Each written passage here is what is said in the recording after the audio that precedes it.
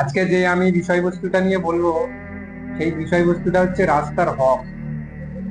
আমরা সাধারণত বর্তমান সময়ে দেখি রাস্তাঘাটে, মাঠে, এমনকি মসজিদের সামনেও দেখি কিছু শ্রেণীর মানুষেরা বসে চেয়ার নিয়ে বসে আড্ডা মারে, কথার গল্প কথোপকথন করে, এইভাবে সময়টা অতিবাহিত করে। কিন্তু এইভাবে রাস্তার সাইডে বসা কি ইসলামে জায়েজ আছে? সেই বিষয়টা নিয়ে আমি আজকে বলবো। এই বিষয়টা নিয়ে প্রথমেই একটা হাদিস আমি বলি। সহিহ বুখারীতে আবু সাইদ খুদরি রাদিয়াল্লাহু তাআলা আনহু থেকে বর্ণিত, নবী সাল্লাল্লাহু আলাইহি সাল্লাম বলেছেন যে তোমরা রাস্তার ধারে বসা থেকে বিরত থাকো। তো লোকজনরা বলল, আমাদের এই রাস্তাঘাটে বসা ছাড়া আর আমাদের কোনো পথ নেই, আমরা কথা বলার মাধ্যমে এই রাস্তার ধারে নেই। তখন নবী সাল্লাল্লাহু আলাইহি সাল্লাম বলে, তোমরা যদি রাস্তার ধারে একান্ত বসারই হয় তাহলে রাস্তার হক আদায় করো। তাহলে রাস্তার হক হচ্ছে পাঁচটি। একটি হচ্ছে প্রথম, দৃষ্টি অবনত রাখবে। 2 নাম্বার হচ্ছে সালাম দেবে। 3 নাম্বার হচ্ছে মানুষকে কষ্ট দেবে না। 4 নাম্বার হচ্ছে লোককে ভালো কাজের আদেশ দেবে। 5 নাম্বার, তোমরা কাজ থেকে বিরত থাকতে বলবে। এই 5টা কাজ রাস্তার হক। তো আমরা প্রায় দেখি যে মানুষরা রাস্তায় ধারে চেয়ারে বসে সময় অতিবাহিত করে গল্প করে। তারা, আমরা আজ পর্যন্ত জানি কি রাস্তার এই 5টা হক আছে? এই জিনিসটা মানুষদের কাছে পৌঁছতে হবে যে রাস্তার যদি ধারে বসা যায়, রাস্তার এই 5টা হক আদায় করতে হবে। এমনকি মসজিদে যারা বসে থাকে সাইডে দেখবে তারা মসজিদেরই সদস্য, অথচ তাদের জিজ্ঞাসা করলে তারা হয়তো রাস্তার হকের কথাও জানবে না। তো আমার এইটা বলার মাধ্যমে মানুষকে জানানোর জন্য এটা আমার বলা যে রাস্তার হকে একটা খুব সুন্দর হাদিস আছে, এই জন্য এটা আমি বয়ান করলাম। এখানে রাস্তার ধারে বসা ঠিক আছে, এটা ইসলামে জায়েজ না, বসলেও তার হক আদায় করতে হয়। এখানে রাস্তা বসা উপরন্ত তোমার সময়েরও অপচয় হয়। নবী সাল্লাল্লাহু আলাইহি সাল্লামের আর একটা হাদিস আছে সহিহ বুখারীতে, এটাও, যে ইবনু আব্বাস রাদিয়াল্লাহু তাআলা আনহু থেকে বর্ণিত, রাসূল সাল্লাল্লাহু আলাইহি সাল্লাম বলেছেন, এমন দুটি নিয়ামত আছে যে দুটিতে অধিকাংশ মানুষই ক্ষতিগ্রস্ত। একটা হলো সুস্থতা আর একটা হলো অবসর সময়। মানুষ এই দুটো জিনিসের নিয়ামতে খুব গাফিলতি করে, সুস্থতা আর অবসর সময়। সময় তার কাছে অ্যাভেলেবেল থাকলে সে সময়ের কদর জানে না, সে তার মূল্য দিতে জানে না। আর স্বাস্থ্য যদি খুব ভালো থাকে, স্বাস্থ্য ভালো থাকাকালীন সে স্বাস্থ্যের মর্যাদা ও ভ্যালুয়েশন মূল্যায়ন দিতে জানে না। সে, তার যদি শরীর খারাপ হয় তখনই সে তার সুস্বাস্থ্যের কথা তখন সে মূল্যায়ন করতে পারবে। কথাই আমার দাঁত থাকতে দাঁতের মর্যাদা বোঝে না, ঠিক তেমনই আর সময়টাও ঠিক তেমনই। অবসর সময়, তোমার আজ সময় আছে, কিন্তু এমন একটা সময় আসবে তুমি তখন খুব ব্যস্ততা হয়ে পড়বে। আজকে যে জায়গায় বসে তুমি আড্ডা মারছো, চেয়ারে বসে সময় অতিবাহিত করছো রাস্তার ধারে, কিন্তু একটা সময় আসবে তুমি এই সময়টাও পাবে না, তখন তোমার এই সময়ের জন্য আফসোস হবে যে তুমি এই অবহেলায় এই সময়গুলোকে কাটিয়েছো। তো সময় হচ্ছে খুব বড় আল্লাহ পাকের নিয়ামত। সময়টাকে আল্লাহর কাজে, আল্লাহর ইবাদতে, দিনের কাজে ব্যয় করা হচ্ছে উত্তম। এটা গেল দুটো হাদিস। আর একটা হাদিস আছে তিরমিজি শরীফের হাদিস, যে কিয়ামতের দিন 5টি প্রশ্ন উত্তর দেওয়া না পর্যন্ত একটা পা আর এক স্থান থেকে অন্য স্থানে যাবে না। 5টা প্রশ্ন হবে। 5টা প্রশ্ন কি কি? একটা হচ্ছে তার জীবন, তোমার জীবনটাকে তুমি কোন জিনিসে ব্যয় করেছো, জীবন নিয়ে প্রশ্ন হবে। আর একটা হবে তোমার যৌবন, যৌবনকালে তুমি যৌবনটাকে কোন কাজে ব্যয় করেছো। 3 নাম্বার হচ্ছে তুমি তোমার রিজিক কোন সোর্স থেকে ইনকাম করেছো, হালাল না হারাম, আর সেই ইনকামটাকে কোন সোর্সে ব্যয় করেছো। 4টে প্রশ্ন। আর একটা প্রশ্ন হচ্ছে যে দিনের জন্য যতটুকু জ্ঞান অর্জন করেছো সেই জ্ঞানটাকে তুমি কোন পথে ব্যয় করেছো। ইলম তুমি যতটা অর্জন করেছো, ইলম অর্জন করেও তোমাকে সেই জিনিসটাকে প্রচার করতে হবে বা অন্যকে জানাতে হবে। শুধু নিজে ইলম অর্জন করে নিজের মধ্যে রেখে ইবাদত করলে হবে না। ইলমটাকে নিজে জেনে নিজে আমল করে প্লাস অপরকেও জানাতে হবে, তাদেরকেও ইবাদতে উৎসাহিত দিতে হবে। ঠিক আছে, এর মধ্যে তাহলে দুটো জিনিস কি বলো, তোমার জীবন কোন কাজে ব্যয় করেছো, যৌবন শক্তিকে কোন কাজে ব্যয় করেছো। যৌবনটা হচ্ছে মানুষের জীবনে খুব একটা মূল্যবান সময়। জীবন একটা সময়, এই সময়টাকে আল্লাহ দিনের কাজে ব্যয় করতে হবে।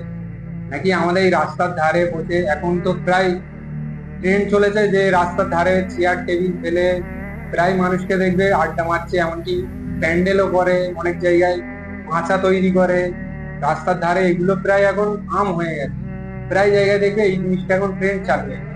এমনকি প্যান্ডেল পর্যন্ত করছে, এমনকি ঈদের কোনো প্যান্ডেল হলে সেই প্যান্ডেল খুলতে 1 মাস পর্যন্ত লেগে যায়। মানে আড্ডা মারার জায়গাটা মানে একটা ফিক্সড হয়ে যায়। এটা খুব ইসলাম শরিয়াতে একদম না জায়েজ বললেই চলে, খুব খারাপ জিনিস এটা। আরেকটা আছে হাদিস, এটা বাইহাকির হাদিস। নবী করিম সাল্লাল্লাহু আলাইহি সাল্লাম বলেছেন, 5টি জিনিস আসার পূর্বে 5টি জিনিসকে মূল্যায়ন করো। 1 নাম্বার হচ্ছে বার্ধক্য আসার আগে যৌবনকে মূল্যায়ন করো, বুড়ো হওয়ার আগে যৌবনকে মূল্যায়ন করো, অসুস্থতা আসার আগে সুস্থতাকে মূল্যায়ন করো, দারিদ্রতা আসার আগে সচ্ছলতাকে মূল্যায়ন করো, ব্যস্ততা আসার আগে অবসর সময়কে মূল্যায়ন করো, আর মৃত্যু আসার আগে জীবনকে মূল্যায়ন করো। 5টা জিনিস আসার আগে 5টা জিনিসকে মূল্যায়ন করতে হবে। এখানে একটা আছে কি, বার্ধক্যের আগে যৌবনকে মূল্যায়ন করো। এখন যে আমাদের যৌবন কাল, এই যৌবনটাকে আমাদের আল্লাহর দিনের পথে ব্যয় করতে হবে। বয়স বুড়ো হয়ে যাওয়ার আগে এই জীবন আল্লাহর পথে ব্যয় করতে হবে, যাতে আমরা আল্লাহর কাছে উজর পেশ করতে পারি। এই প্রশ্নগুলো যখন আল্লাহ সুবহানাহু ওয়া তাআলা করবেন, তখন যাতে আমরা বলতে পারি যে আমরা এই রাস্তাঘাটে আড্ডা মারিনি, আমরা এইসব ত্যাগ করে আল্লাহ তোমার রাস্তায় আমরা নিজেরা তালিম করে অপরকে দিনের দাওয়াত দেওয়ার চেষ্টা করেছি, চেষ্টাটা অন্তত আলটিমেটলি করেছি আমরা। এই গেল কয়েকটা হাদিস। সময়ের মূল্য নিয়ে কয়েকটা আয়াতও আছে কোরআনে।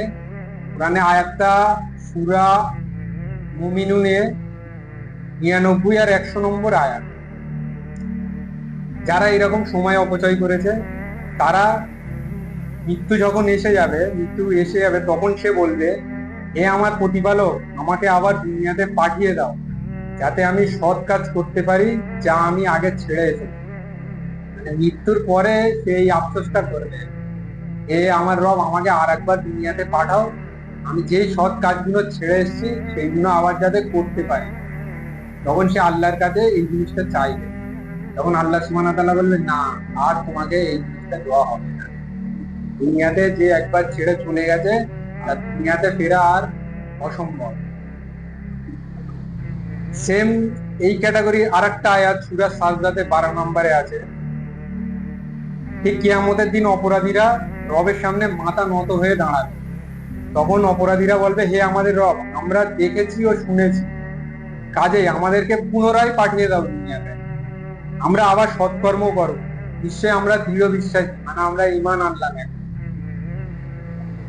এখানেও সেই আফসোস করবে, আমাকে আবার দুনিয়ায় পাঠাও, এই সময়গুলো আমরা কাজে কাটিয়েছি, সেই সময়গুলোকে আমরা তোমার ইবাদতের সময়গুলো অতিবাহিত করি। আল্লাহ সুবহানাহু ওয়া তাআলা বলে, না, আর সেই সময় পাওয়া যাবে। তো এই গেল আফসোস। মানে মৃত্যুর পর এই আফসোস গুলো আল্লাহ সুবহানাহু ওয়া তাআলার কাছে করবে যে আমাকে আরেকবার পাঠাও। সেই আফসোস গুলো আমাদের আল কুরআনের করিমে সব আল্লাহ পাক বলে দিয়েছে। এইগুলো যদি আমরা জেনে এখনো না শোধরাই, কোরআনের বাণী কি ভুল হবে? তো আলটিমেটলি এটা এই জিনিসটা আসবে। এটা আমাদের একটা ওপেন ভিডিও আল্লাহ সুবহানাহু ওয়া তাআলা দুনিয়ায় দেখিয়ে দিয়েছে। কিয়ামতের ভিডিওটাতেও আল কুরআনে আমাদের পুরো দেখিয়ে দিয়েছে। সেই জিনিসগুলো আমরা পড়ে বা শুনে যদি না ঈমান মেনে সেগুলো আমল করতে পারি, এর থেকে বড় হতভাগা কি আমরা হব? কত বড় দুর্ভাগা। কুরআন তো সে জালিকাল কিতাবুল লা রাইবা ফি হুদাল লিল মুত্তাকিন, এই সেই কিতাব যাতে বিন্দু মাত্র সন্দেহ নেই, যা লেখা আছে সেটা হবে। ঠিক আর একটা এইরকমই আয়াত আছে সূরা আল ইব্রাহিমে। ঠিক সেই দিন মানুষ বলবে, হে আমার রব, আমাদেরকে অল্প দিনের সময় দাও, আমরা তোমার আহ্বানে সাড়া দিব এবং রাসূল করিম সাল্লাল্লাহু আলাইহি সাল্লামের অনুসরণ করব। ঠিক এইরকমই আফসোস করে বলবে যে আমাদের আর একবার দুনিয়াতে পাঠাও, আমরা তোমার জন্য তোমার যে ইবাদতের সময় দেবো, আর রাসূল যারা চলে গেছে তারা যা যা বলে গেছে সেই রূপে অনুসরণ করেই আমরা কাজ করব। তো এই গেল হাদিস আর কিছু আয়াত আমি বললাম। এইগুলো হচ্ছে যারা রাস্তার ধারে বসে বা অন্য কাজে বন্ধু বান্ধব মিলে আড্ডা মারে, ঘুরে বেরিয়ে সময় অপচয় করে, তাদের জন্য এই কিছু হাদিস ও আয়াতগুলো বললাম। এই হাদিস শর্টেতে আমি বললাম, এই হাদিস গুলো আমল করে ওসব কাজগুলো থেকে বিরত থাকার আমরা চেষ্টা করি ভাই। ঠিক আছে, সুবহানাকা আল্লাহুম্মা ওয়া বিহামদিকা আশহাদু আল্লা ইলাহা ইল্লা আনতা আস্তাগফিরুকা ওয়া আতুবু ইলাইক।